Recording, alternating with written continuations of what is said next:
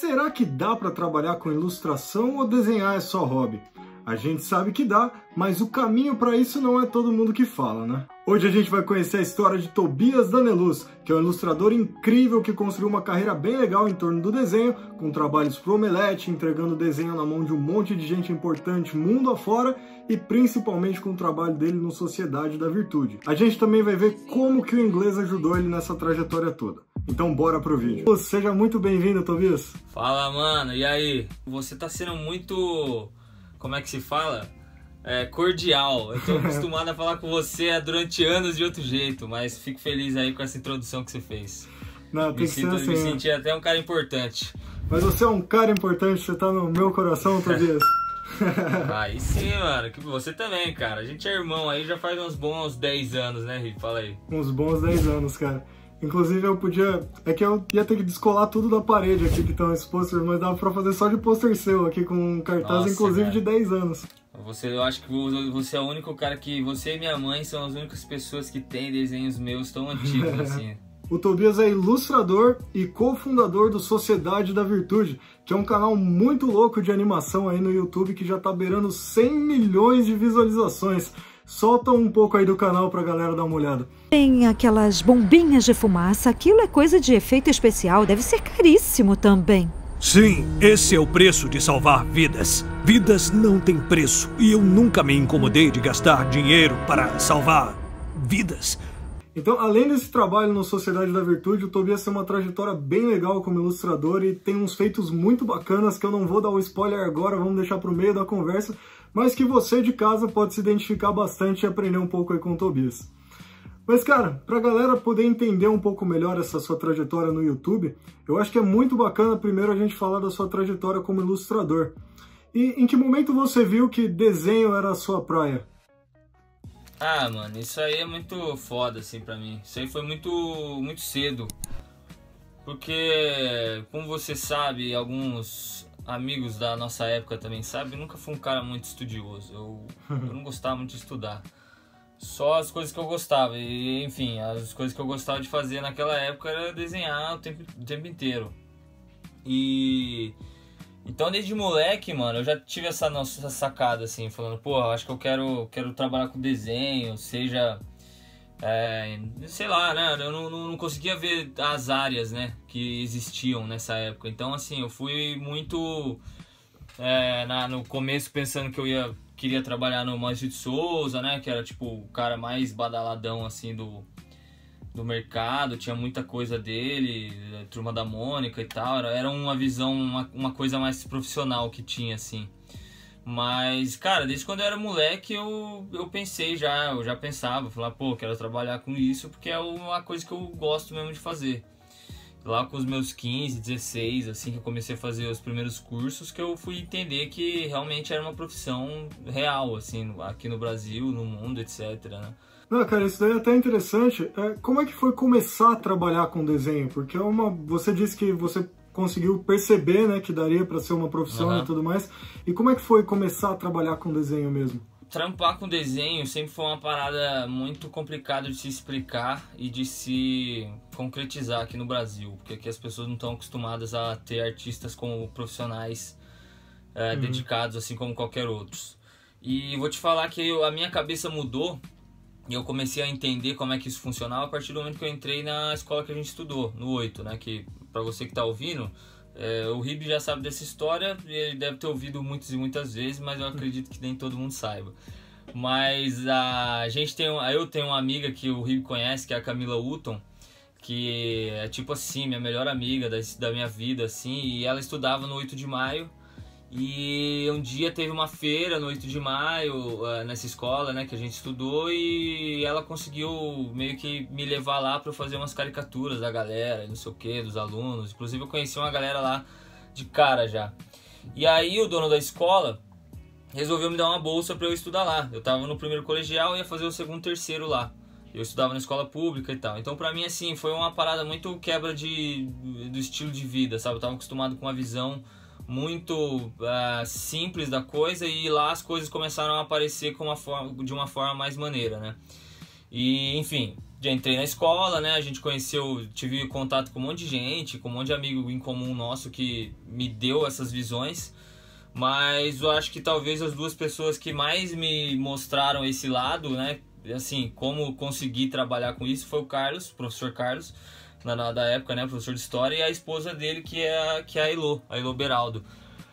Porque o primeiro trampo que eu arrumei de ilustrador foi com a Elo. A Elo, ela tinha trabalhado em editoras, em algumas editoras de livro, né? Livro de literatura e tal, de coisas que vinham pro Brasil. Ela já tinha trabalhado, acho que lá na La Rússia, inclusive. E quando eu terminei o colégio, ela me contratou para uns serviços que ela estava prestando para a escola. Então, assim, foi a primeira vez que eu tive a experiência de trabalhar como ilustrador, né? De ter um material, você criar um material específico para uma campanha, para alguma coisa que rolava, né? E quando eu saí do 8 de maio, que era essa escola, né? Eu comecei a trabalhar lá, eu trabalhei por alguns meses, acho que não chegou nem a ser um ano, mas eu trabalhei, assim, né? Fazendo um material para a escola, um material didático, data comemorativa, etc. E várias outras coisas, né? E por que eu falo muito do Carlos? Justamente por isso, porque ele foi o cara que me introduziu muita coisa no meio de quadrinho, no meio de ilustração, que eu não conhecia. Eu era um cara que estava chegando, que gostava do básico. E ele me mostrou aquilo que está entre talvez o básico, sabe? Que sai de e ultrapassa Marvel e DC, mas quase ninguém conhece. Tipo Will Eisner, Frank Miller, todos esses trabalhos autorais desses caras incríveis, assim, que eu conheci praticamente quase tudo por ele.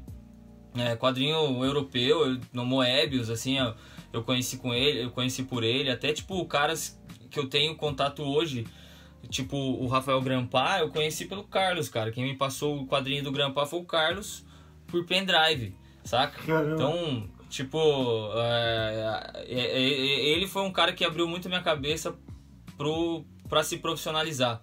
Inclusive ele mostrou uma vez um cara, hoje esse cara, assim, a gente se fala direto, praticamente toda semana, assim, um cara que eu tenho uma amizade incrível, que é o Eberson Santiago, que é um dos maiores ilustradores de livro de literatura, livro infantil do Brasil, facilmente, assim, o cara tem um nível de trabalho absurdo, o cara tem muita coisa publicada, e quem me apresentou foi o Carlos, entendeu? E eu tenho essa amizade com ele justamente por causa do Carlos, então eu acho que, tipo, eu acredito muito nisso, sabe? Tem pessoas que abrem sua cabeça para certas coisas. E a galera aí de casa também, o Tobias é um dos artistas que tá no Artist Alley da Comic Con desde as primeiras edições, né, Tobias? E como é que foi isso? Quão importante isso foi pra você nessa sua trajetória de ilustrador? Velho, muito louco. Isso foi muito foda, porque eu entrei no Omelete em 2013. Em 2013 era só o site ainda, fazendo coisas relacionadas à cultura pop e tal, e não tinha nada disso ainda, não tinha nada falando sobre Comic Con e tal. E eu lembro que no 2013 eu fui pro FIC, que é um festival de quadrinho que tem lá em BH. Eu lembro que eu fui pro FIC, e quando eu voltei foi quando o Forlani me falou que eles estavam querendo fazer esse evento, que seria um evento com as formas da Comic Con San Diego. Eu falei, velho, não é possível que isso vai acontecer, cara. É impossível, já tentou um monte de evento aqui, já tentou fazer isso e ninguém consegue, ninguém vem, saca? E, cara, eu lembro que, assim, em 2014, até o momento, até eu entrar no pavilhão, eu juro pra você que eu não acreditava muito, cara. Mas, cara, quando a gente entrou, assim, foi um bagulho muito louco, cara. Eu não fui na San Diego pra ter o parâmetro de falar, não, tipo, realmente, mas, cara, aquilo... Aí eu fui indo na primeira, eu nunca tinha visto nada parecido, cara. Porque eu já tinha ido em muita Bienal, em alguns eventos já de, tipo, Fast Comics. Mas, cara, perto daquilo era muito absurdo, assim, entendeu? Tipo, pra gente artista, cara, tá sentado ali, a gente meio que tava... A gente sabe que a gente tava fazendo história ali, saca? Participando da primeira Comic Con. Porque o que ela se tornou hoje é uma coisa que todo mundo quer estar lá. E no começo não era assim, entendeu? No começo era a galera meio que já ia para os outros eventos e acabou indo nesse. E o retorno financeiro e o retorno de divulgação foi absurdo. E até você trouxe a questão do Omelete, né, que você já estava lá dentro do Omelete e tudo mais. E como foi estar no Omelete para você, não só quanto a Comic Con, mas quanto a toda a sua experiência no Omelete? O quanto que isso influenciou, foi ponto de virada para você e tudo mais? Ah, mano, eu acho que tá no Omelete, pra mim, foi o que eu devo muito a eles, cara. Devo muito ao Omelete em si, porque eu cresci muito pelo nome Omelete. Muita gente me conhecia há um tempo atrás, né? Agora mudou um pouco isso, né? Mas há um tempo atrás era o Tobias do Omelete, Tobias da Neluz, ilustrador do Omelete, não sei o quê. Então tinha muito disso, sabe? Isso é legal até certo ponto, entendeu? Hoje a galera fala, eu te acompanho desde a época que você tava no Omelete, sabe? É legal também ver esse tipo de como a galera se refere e tal. Mas, cara, eu entrei no Omelete antigamente, antes de mim, tinha o Braga, que é um cara que eu tenho uma amizade muito legal hoje. O cara foi tipo um mentor, assim, pra mim, em questões técnicas, sabe? Um monstro, assim, talvez um dos maiores desenhistas do Brasil, fácil. O cara, só que assim, ele é mais voltado pra publicidade, mas assim, tecnicamente é um dos caras mais foda que eu conheci. E ele era ilustrador do Omelete antes de mim, né? E meio que ele que me indicou pros caras, deu uma força, né? Falou, esse moleque tá bem e tal, tá. E aí o Forlani me chamou, né? Me convidou pra trabalhar lá. Na época eu trampava na prefeitura de São Lourenço, mano. Era outra vibe, assim. Eu adorava trampar lá, mas eu nunca trabalhei de fato lá, entendeu? Eu era um funcionário público da prefeitura que, cara, mais passava meu tempo fazendo caricatura da galera do que realmente trabalhando. Mas eu tenho muito orgulho porque foi lá que eu aprendi o significado de você ter um trampo. Devo muita coisa pro Omelete, porque foi lá que eu fiz uns trabalhos, fiz muita coisa incrível lá. Pude fazer coisas oficiais pra Warner, pra Disney, saca? Que eu pude assinar. Então, assim, não tem muito o que falar, sabe? Foi uma parada muito foda, assim, que a gente fez lá. E a gente também, eu acho que o último legado que eu deixei lá, né? O legado, assim, modestamente falando, mas o último trampo foda que eu fiz foi o Omelete Box, cara, que eu fiz com um colega meu, o Rodrigo Didier, né, que é um cara, talvez o melhor cara que eu já trabalhei, assim, na história, um cara muito foda mesmo. E o Érico, né, o Érico Borgo do Omelete, nessa época ele criou essa iniciativa de fazer o Omelete Box, junto com os caras que faziam as vendas também, né, o Matheus e tal, essa galera, os caras falaram assim, vamos fazer uma caixa e tal, que todo mês vai ter algum brinde que vai pro cara, vai pra esse... pro cara que vai assinar. E, cara, a gente desenvolveu isso aí de uma maneira muito foda, cara. Foi muito maneiro fazer isso, sabe? Assim, tá nesse momento da empresa onde a gente tava criando produtos oficiais. Então, esse foi o último trampo mesmo que de fato que eu fiz lá, né? Depois, aí, em 2017, eu saí fora pra montar o Sociedade da Virtude. Você também tem alguns outros feitos muito legais, como a participação no Memórias do Maurício, né? Que você citou o Maurício de Souza lá atrás, participar disso. Foda. Deve ter sido muito louco. Até para quem não sabe, esse é um especial de 80 anos do Maurício de Souza. Alguns ilustradores foram convidados para poder fazer uma homenagem e tudo mais, e o Tobias foi um desses ilustradores. Isso foi um projeto bem legal. Você também teve arte sua chegando na mão do Charlie Hunnam, na época do Sons of Anarchy, né, da sua arte dele. Teve... Cara, eu não sei falar o nome desse cara, o cara do Stranger Things. Como é que pronuncia o nome dele? Ele chama Matthew Cardarople. Matt Cardarople. Esse mesmo, o nome dele eu achava muito difícil de pronunciar, o Tobias já ajudou. E o Kevin Feige, aí, o chefão da Marvel, já teve desenho do Tobias na mão também. Como foi isso pra você ter o seu trampo reconhecido por esses caras? Cara, assim, de todos os feitos, né, esses foram os maiores, assim. Teve o Shyamalan também, né, do Corpo Fechado, Fragmentado, o Sexto Sentido também. Consegui deixar umas artes lá com ele, do Mr. Glass, do Bruce Willis. Espero que um dia o Bruce Willis vá no escritório dele e veja lá o meu desenho. E teve o Kurt Sutter também, mano, no começo do ano, o criador de Sons of Anarchy, que ele compartilhou uma arte que eu fiz no Instagram, né? Não chegou nele, mas chegou digitalmente. Que também foi muito foda pra mim, muito pessoal, né? Você sabe o quanto eu gosto da série e tal, e o quanto eu eu amo esses personagens e tal, e ele ter compartilhado, cara, foi uma parada assim muito foda assim pra mim, sabe? Mas o do Kevin Feige eu acho que foi o mais foda de todos, cara, porque passa um filme na cabeça, cara, quando essas coisas acontecem, que parece que você fala assim, cara, deu certo mesmo, sabe? Todas as vezes que eu madruguei desenhando, peguei busão pra ir fazer curso, pra vir, sabe? Parece que tudo isso vale a pena, mano. Porque a parada sair do Brasil, cara, de um artista que tá no meio de mais de 500, sabe? Tudo bem que teve aí também a grande ajuda, né? O anjo da guarda, que foi meu amigo Caio Sandin, que foi quem levou, né? Que tava trampando na R7, ele ia entrevistar o Kevin Feige, ele que entregou as artes pra ele. Mas beleza, até aí eu já tava feliz, saca? Teve uma foto, ele tirou uma foto com a arte e tal, eu falei, mano, do caralho, muito foda. Agora, o que veio depois foi muito acima, assim. Que eu falei, cara, tipo, você tá no perfil da Marvel Studios, meio que indicado pelo próprio Kevin Feige, porque as artes que estão lá estão assinadas pra ele, então alguém escaneou isso daí pra ele colocar no perfil.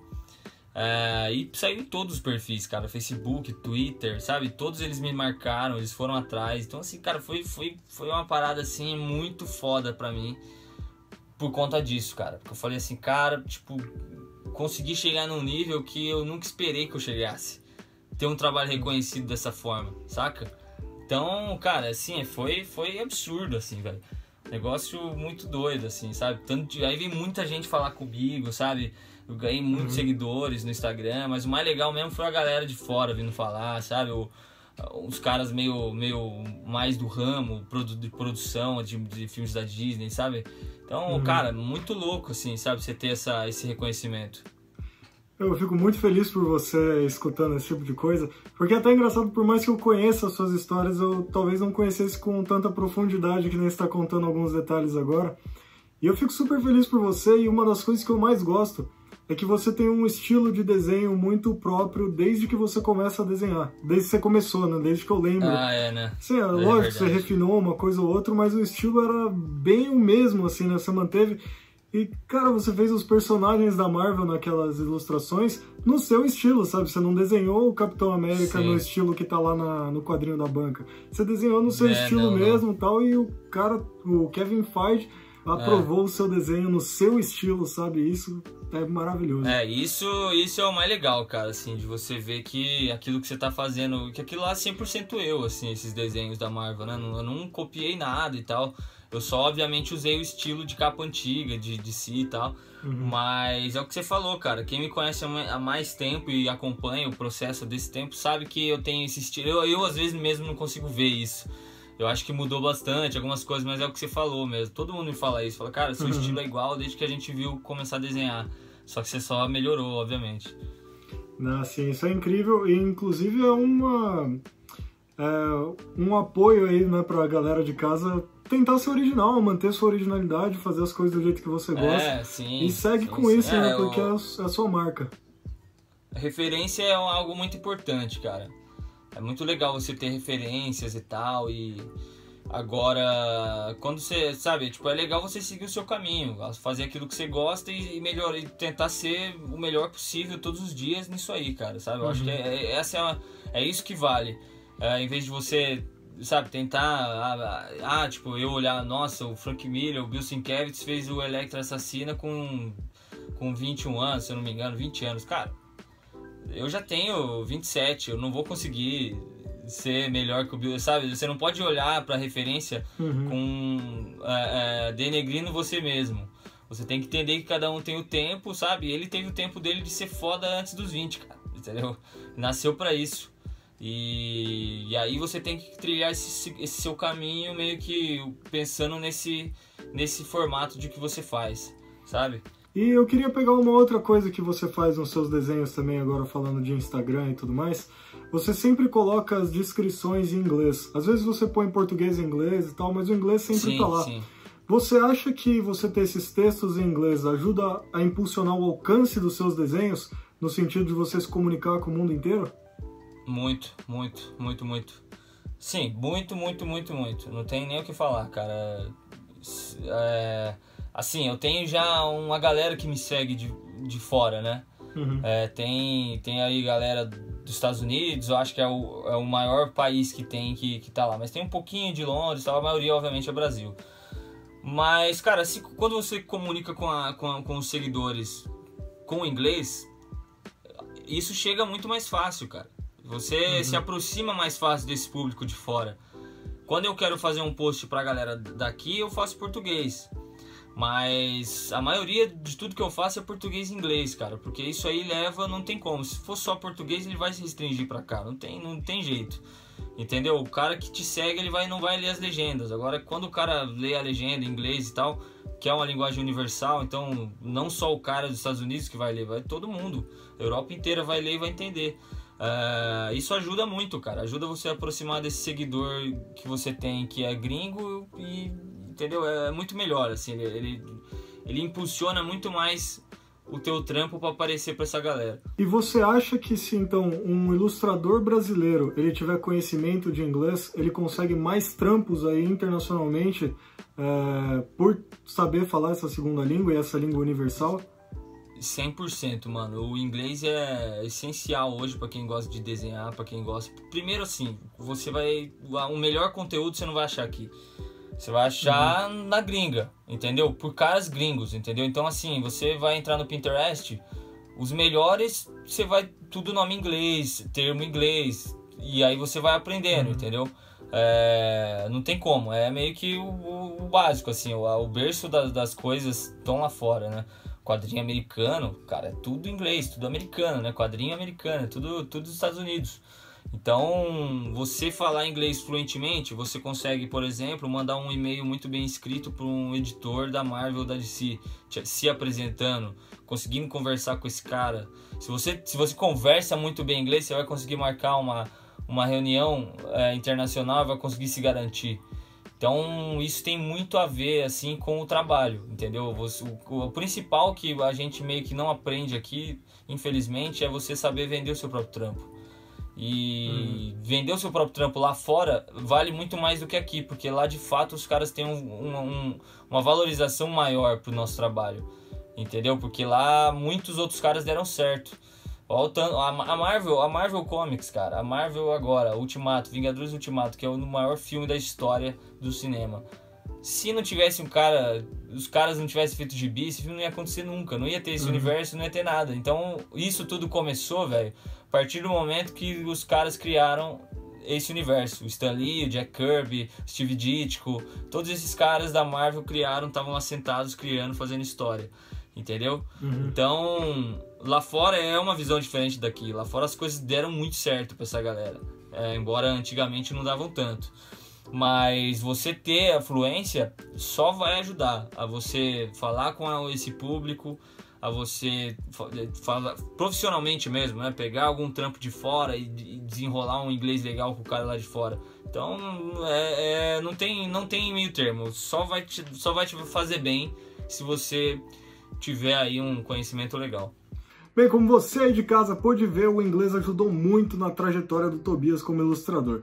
Mas qual que é o emprego, qual que é o trabalho dos seus sonhos? Deixa aí nos comentários pra gente, que daí a gente pode trocar uma ideia se vale a pena ou não você aprender inglês para te ajudar aí nessa carreira. E olha só, a gente ainda tem muita coisa para falar com o Tobias, então fica ligado que sexta-feira, logo depois de amanhã, já sai a segunda parte desse bate-papo. A gente vai falar sobre Sociedade da Virtude e carreira internacional no YouTube. Então já se inscreve e ativa o sininho para você não esquecer. Se você curtiu esse vídeo, já deixa o seu like e continue acompanhando a gente para mais bate-papos além do óbvio sobre esse universo gigantesco do inglês. Eu sou o Gabriel Ribe e vou ficando por aqui. A gente se vê numa próxima.